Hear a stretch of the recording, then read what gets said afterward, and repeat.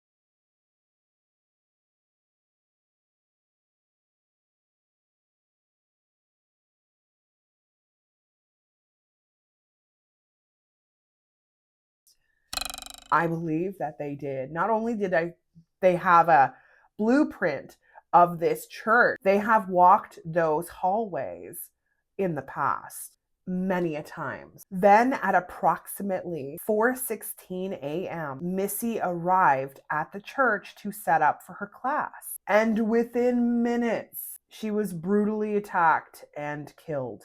Just like a horror film. Truly. It's what I keep feeling in my gut, like this person specifically set this up in a way that kept everybody guessing. Now, when it comes to the cause of death, it is very clear that there was some blunt force trauma, some sort of like hammer type of thing. Although they haven't necessarily told the public exactly what it is or what it was that killed her, that's kind of the consensus going around. And I believe it. I'm also confused. If this person was dressed to the nines as a police officer, don't you think they would have had a gun? Guns, as terrible and horrifying as they are, seem to be the what I would call the easier death. They went straight for like brutal massacre kind of energy, which is really scary. This person wanted her to feel pain like no other. This was absolutely personal. Now, by 5 a.m., her Camp Gladiator participants started to arrive, and instead they discovered this crime scene. People are still shaken up a decade later, and I don't blame them. There was no arrest. There was no confirmed suspect, and the surveillance continues to make people's skin crawl. The person that was in the church did not look surprised to see her coming. They honestly looked like they were waiting. This person was genuinely lingering in the hallway, and that it could potentially have been a staged break-in to make it look like it was just a burglary gone wrong. I agree with that. They were not trying to burglarize anything. And people are often saying that this person has like an unusual stride. Some people say that it looks like there's a limp. Other people believe that it could be the tactical boots. And some are thinking maybe an old injury. People that believe that it was intentionally done. And here's another strange thing. This person has never been confirmed publicly of their gender. It appears to be between the size of 5'2" and 5'8". And the helmet covering on the head is very sus. And because they were wearing the loose tactical clothing, it prevented us from seeing an actual body figure. The face obviously was fully hidden, and of course they had gloves on, so they could not leave any fingerprints behind. Now let's talk about the vehicle. There was a vehicle. Police identified a light green vehicle. Police identified a light colored sedan, and they believe it could be a 2010 to the 2012, a Nissan Altima. The vehicle was captured on a nearby surveillance, and of course the investigators have asked the public for help on this. To this day, there has been no confirmed public identification. This person basically got away with murder, and nobody is on their trail. But unfortunately, this case remains completely unsolved. Now let's go over the questions you guys have for me. Was Missy the intended target? Absolutely. I don't feel like Missy had any enemies by any means, but it looks like things in her social life might have been getting a little complicated. I keep feeling as though she befriended somebody who wasn't always the greatest. They had a terrible reputation. They were somebody who people didn't like. From what I can see, Missy was trying to put out the thoughts and comments and details of this person who, by the way, were involved in this church out of her mind and let this friendship roll. I believe that this person was a woman. I believe that this person was potentially injured, but I don't necessarily feel like this person is somebody who had much experience when it came to murdering people, but I do feel as though they're a psychopath, and I honestly believe that they've killed again after Missy. I also feel as though Missy and this woman had some sort of disagreement, problem, paranoia. I I don't feel like Missy did anything wrong. Let's just get this out there. But from what I can sense and feel and see is that there were two people involved in this. One person who was in the car and one person who was in the building. I don't feel as though the person in the vehicle knew Missy very well, but I do feel as though they are the ones who were kind of like the getaway person. From what Missy shows me, she and another woman had a bond. I see it like she had a great friend, and this other person was either jealous or angry or frustrated. But I do sense that there was something being built up in this person's head, which in turn has, and thus the reason that she came for Missy. I feel like she, although she didn't necessarily fight with Missy in front of her, but I do feel like she was talking a little bit of shit about Missy to a degree. And here's another interesting piece. I feel like there were rumors that Missy may have been stepping outside of her relationship or something.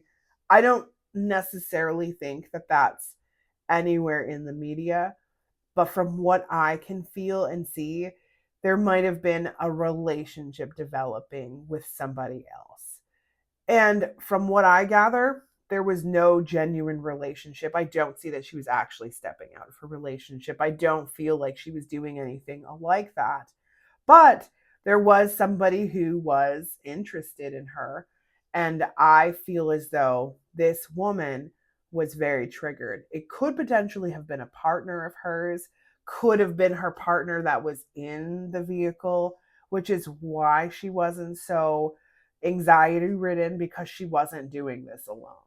Did this killer know her schedule? Hella yeah.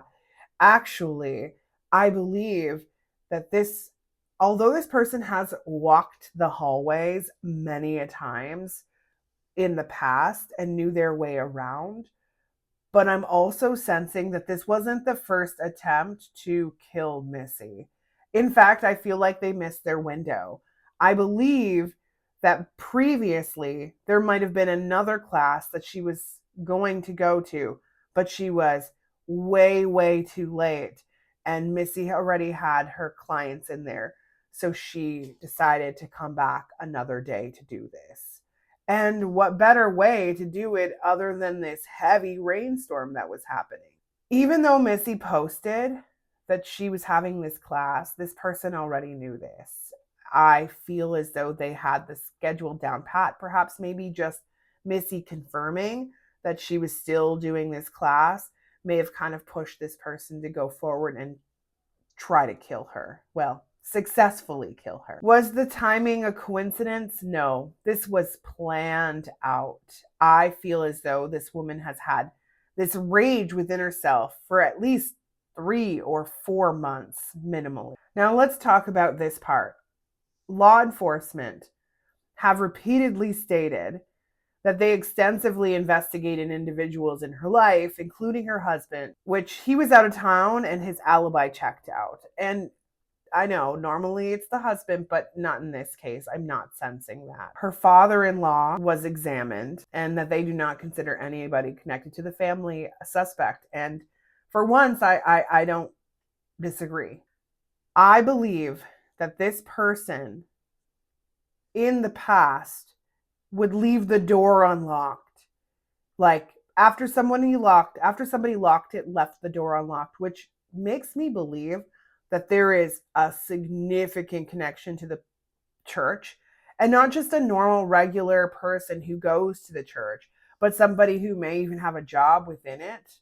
And the creepy part is I think this person is still in and around this area and interacts day in and day out with people as if she didn't just kill somebody 10 years ago.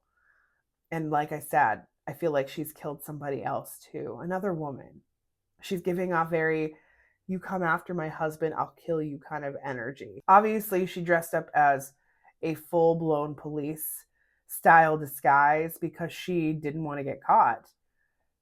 But here's a piece that I find rather interesting. I believe that somebody connected to her, could potentially be her husband, is connected to the police force. There is some connection there that is screaming at me. I don't feel like she just randomly got this tactical gear. Why did she arrive so early? Because Missy has arrived much earlier in the past. And I also believe that they were out there very, very early. Like they saw the camera, they saw the vehicle pass by at 2 a.m. That's when she got there. I believe that she sat in the vehicle for a period of time, got her jitters out, may have even smoked a joint. I don't know. But I see that she was doing something to kind of calm her nerves before walking in there. Now, here's another question you guys might have for me.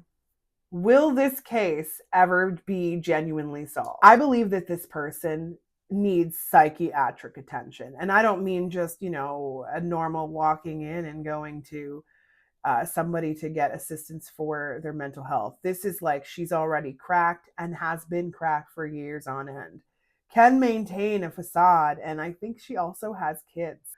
I do believe that her and her husband could potentially have broken up. And there is a big possibility that this man is and possibly will share these details with his new partner. I feel like she's killed a partner of his in the past, somebody that he might have been interested in or flirting with. She is cray cray. This man may come forward and share what they know. I'm also seeing that there was a hair sample somewhere. It looks like she has light brown hair, very light, like almost a blonde light. And I see that a strand was left behind. And I believe that they don't necessarily have her DNA in the system, but something will come up. Something will happen. He's going to share details, and I also feel like something's going to come up. I keep seeing a police car. Maybe she gets pulled over for something. Maybe she escalates. I'm not 100% sure, but I'm seeing something in that regard. I also feel like she's white, and I feel like she has 3 children. I believe that her kids are all boys, and I believe that they were young at the time. So I would say she's in and around maybe 55 years old now. She was a little older than Missy, and I think her children have since been grown up. But she also gets very, very involved in her children's lives as well. I wouldn't be surprised if she striked again. I don't feel like this is going to be held on forever, and I do feel like we will get answers. When? Before 2030? It's my vibe on it. I feel as though something significant is being kept and held about this case, that they are just waiting for somebody to come out, be released, whatever the case may be, but it will come out and that will be the results. When it comes to Missy, she wants people to know, her family specifically, that she has so much love and support, and she truly was so incredibly happy. Of course, there were financial issues and stressful situations going on in her life, and she feels like in the moment that she died, she wasn't having like the best day or the best couple of days. She might have been quiet. She wishes she had spoken up more. She misses her family so much. They have no idea how often she is visiting. And she keeps playing with the lights. She shows me string lights as well. And Christmas time, she's always messing around with like bells and the television and music specifically. But she is very active and she misses her family so much and has watched them grow up in the last 10 years and cannot believe how well everyone is doing. She knows she is missed, and she knows that the pieces of her case make no sense. But she does want everyone to know that she is with God, she is at peace, and she is missing all of them. And she cannot wait to reconnect with them in the future. And that is everything that I have today on Missy Bevers. And one more thing, the name Abigail keeps coming up. Abigail. Maybe it was a fake name, maybe a real name, but that name is significantly connected and Cheshire. I'm thinking that she might really like the Cheshire cat from maybe Alice in Wonderland. I'm not entirely sure, but the word Cheshire keeps also coming up. I feel like it's significant and wanted to share. But, anyways, guys, we will be back next week for another unsolved case. Until next time, stay freaked out.